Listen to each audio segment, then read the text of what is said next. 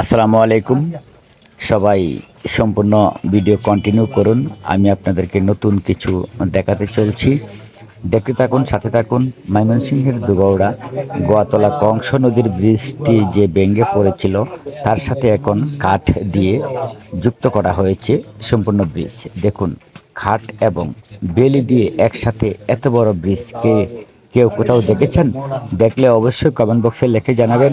কিন্তু আমি দেখি নাই আমার জীবনে যে ওই এভাবে কাঠের ব্রিজ এবং বেলি ব্রিজ একসাথে এত বড় নদীতে দেওয়ার মতো আমি দেখি নাই। আপনারা দেখলে অবশ্যই জানাবেন।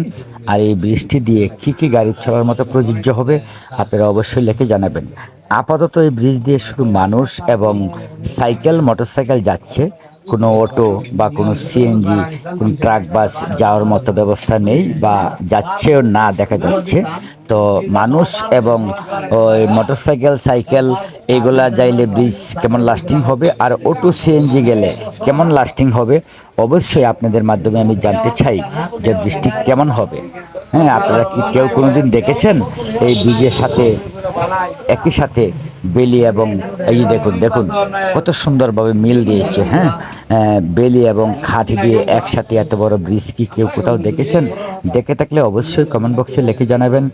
সকলেই ভালো থাকবেন, সুস্থ থাকবেন এবং এই ব্রিজ দিয়ে যারা চলাফেরা করেন ইনশাল্লাহ খুব সতর্কভাবে চোখ কান সজাগ রেখে চলাফেরা করবেন।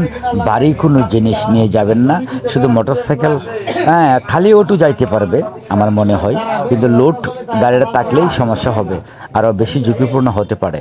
যেহেতু এখনও বাজেট নেই, তো আমরা একটু সতর্ক হয়ে চলাফেরা করি যাতে চলাফেরাটা আমরা করতে পারি। কি বলেন আপনারা?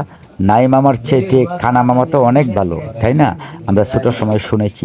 দেখুন, মানুষ সিঁড়ি সিঁড়ি বৃষ্টিতে ভিজে যাচ্ছে, হ্যাঁ, এই ব্রিজ দিয়ে। তো আজকে শুক্রবার, যদিও বা শুক্রবার হাটবার, কিন্তু মানুষের সংখ্যা কম, সারাদিন বৃষ্টি। আমি ঠিকানাটা আবারও বলে দিচ্ছি।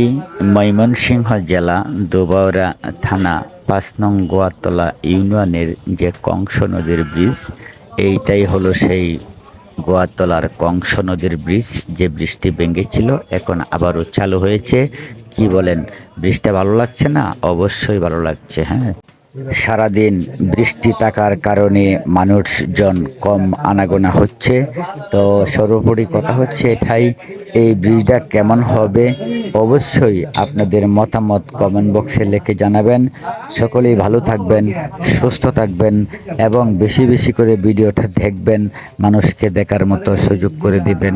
আসসালামু আলাইকুম ওয়া রাহমাতুল্লাহি ওয়া বারাকাতুহু।